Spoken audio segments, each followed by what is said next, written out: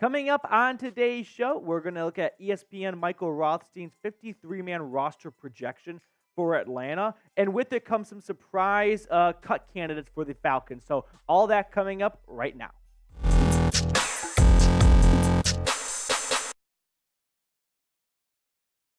What's going on, Falcons fans? Welcome into Falcons Today. Quick self-plug before we look at the 53-man roster projection for Atlanta. If you have not subscribed to the channel, you know the dealio. Hit that sub button down below because training camp is here pretty much, and you do not want to miss a thing when it comes to news and rumors coming out of Flowery Branch. Now, let's get started with the quarterback room for Atlanta via ESPN's roster projection. They have, no surprise, Desmond Ridder and Taylor Heinicke making the 53-man roster. The only notable omission, if you will, would be Logan Woodside. Basically, and I'm not surprised by this, Atlanta and Rothstein's eyes would roll with 2 quarterbacks instead of a 3-quarterback room. I'm sure Logan Woodside would make the practice squad, but the Falcons did add him back in December 2022. He's never actually played an NFL regular season snap, but he's a MAC legend. So if you remember gambling on him on Tuesday and Wednesday nights 5, 6, 7 years ago, well, we can always pour one out for Mr. Woodside. But he is a cut in Rothstein's 53-man roster projection. Moving on to the running back room here, Bijan, Algier, Cordero Patterson, Carlos Washington Jr., shout out to the former UDFA making it, and then the fullback Keith Smith. So we know that the Falcons are going to want to run the football this year. So rolling with 4 running backs and a fullback might be a good investment because you might get nicked up a little bit when you end up leading the NFL in carries. Now, some other running backs that you might notice are not on that list. Avery Williams, unfortunately, suffered a season-ending injury during the offseason, so he's going to go on IR. And Caleb Huntley is still on the, or likely to begin, camp on the PUP list. So maybe the Falcons' plan is to start him off on IR, and that's why Rothstein did not have him on his 53-man roster projection, or he just doesn't see Caleb Huntley making the 53-man roster. But those are 2 recognizable names that were not included in ESPN's roster projection. As for the wide receiver room, only 5 guys. This would be one of the smaller rooms in the NFL. Drake London, Mac Hollins, Scotty Miller, Kadero Hodge, and Josh Ali is that last guy to sort of break through and steal a roster spot. Now, Ali could be a possible punt returner. He had some special teams value when he was in Kentucky, but with Avery Williams out for the season, Atlanta is surely looking for a new return man, and this could be an opportunity for Ali to, pounce on and just run with, and he could end up making the roster as a result. One name that you might recognize is not on that roster projection is Frank Darby, a guy who's been with the Falcons the last 2 seasons, former day 3 pick for Atlanta. He just never really has emerged in a wide receiver room that is up for grabs. I mean, this is not a wide receiver room that has so many veterans at the top. There's no opportunity for younger guys to sort of break through. Darby's been in a great spot if he wanted to break through or if he could break through, and it just really hasn't happened. He's probably got a combined, through 2 seasons, 40 yards, if that. So, unfortunately, the former Arizona State Sun Devil does not make this year's 53-man roster in ESPN's projection. How many wide receivers do you think will end up making this roster?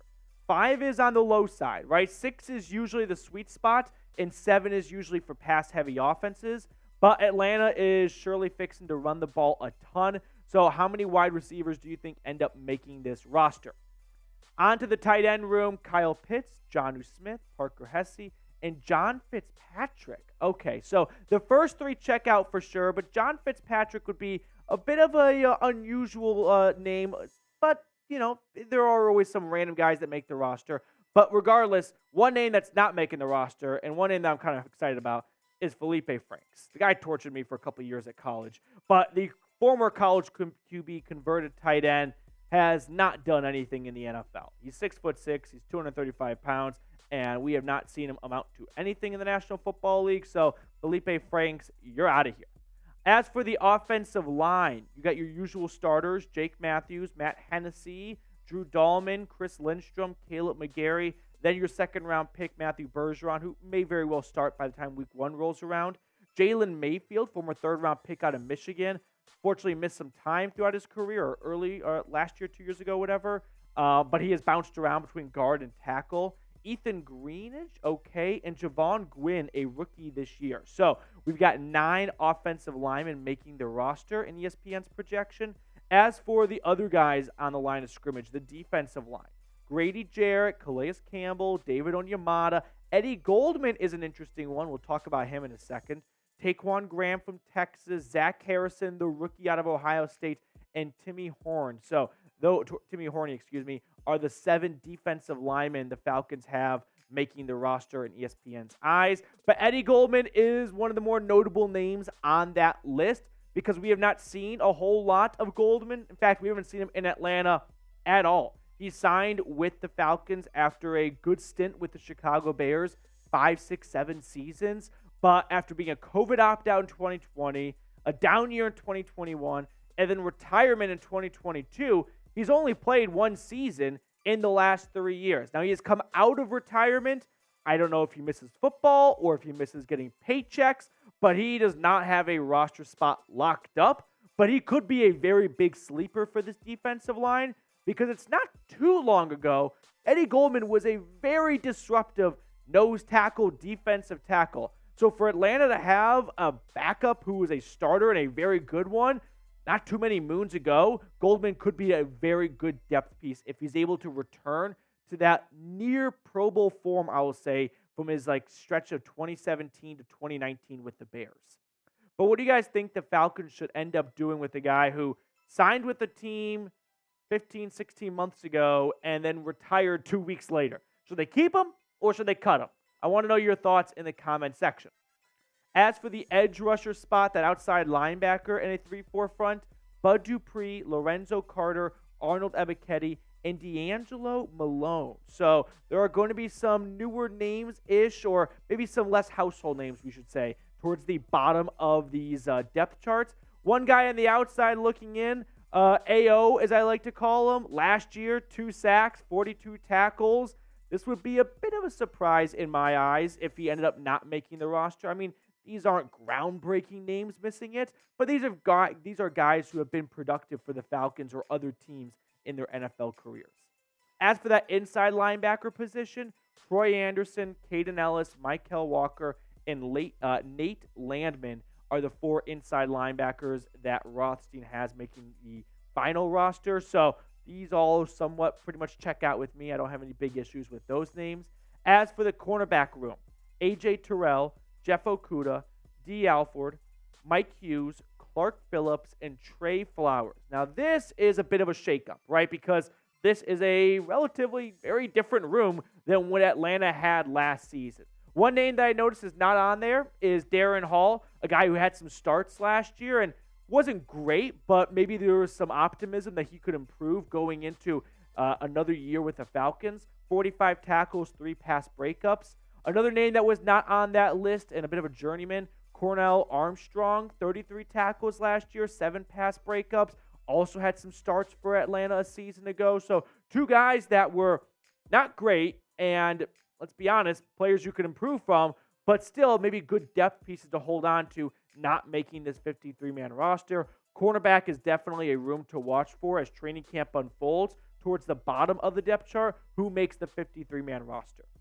As for our safeties, Jesse Bates, Richie Grant, Jalen Hawkins, and then the 7th-round pick out of Alabama, DeMarco Hellams. So Bates, yeah, no doubt about it. Richie Grant, awesome. Hawkins is sort of the 3rd safety now in this room. And then shout out to Hellams, 7th-rounder, for making this roster in Rothstein's projection.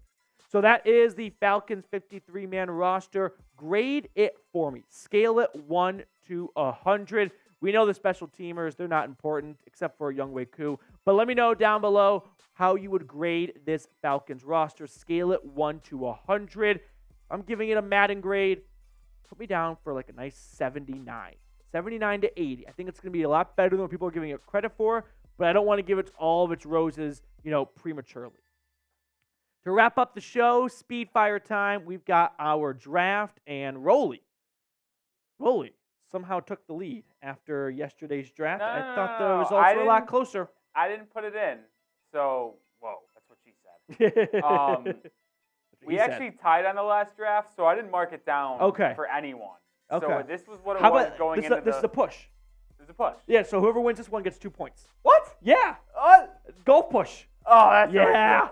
All comes down to this now. Will Ferrell movies. Rolly, the 1-1. I went with one of the best movies of all time, Step Brothers. Did you touch my drum set? Gotta go no 1-1. Yeah. No explanation. This video could be an hour long. I could almost recite Step Brothers from start to finish. Mom, I'm watching the thing with the lady. All right, Brennan, I'm leaving. My first pick, number 2 overall, I went with Talladega Nights, Ballad of Ricky Bobby. Again, there are so many great Will Ferrell movies, but for me, if I'm thinking about if I'm at a hotel and I want to sit through a commercial, what Will Ferrell movie am I willing to do that for most? That would have to be Talladega Nights. Yeah, that's a great pick. With my second pick, I went with The Other Guys, another great quotable movie where you got The Rock and Samuel L. Jackson dying within the first 5 minutes of the movie, and then you got, you come into my house, you get my wife's name right. Dude, it's like 12 miles. My second pick, I was happy to see it there, Elf. I went with Talladega Nights ahead of Elf because I do believe Nights is just a bit funnier, but Elf is a classic. You just can't go wrong with it. It's not quite as quotable, though, and that's kind of a Will Ferrell staple. You have to quote it. Yeah, you are right on that. With my third pick, 5th overall, I went Semi-Pro, just one of the best movies in general. This is just good. Pass me the ball. Back to you. Pass it back. Only if you want it. Only if you want it. Only if you want it. I love me some Semi-Pro. God, I was so upset that Semi-Pro went there because I wanted Semi-Pro at 6, but I was very happy to see Anchorman still on the board at this point. Probably should have gone a lot earlier. Anchorman's never been one of my favorite Will Ferrell movies, but it's still a great Will Ferrell movie and also very quotable. It works 70% of the time, 90% of the time, or something like that. Works 70% of the time? All the time. All right, with my last pick, I went with Kicking and Screaming, underrated movie on Netflix now. No free sponsors, but if you do unless you're watching Quarterback, episode 5, minute mark 37. Kicking and Screaming, pass it to the Italians. Yeah. It's just one of the best feel-good movies, too. It's funny. Good movie. And with my 8th selection, I went with Blades of Glory.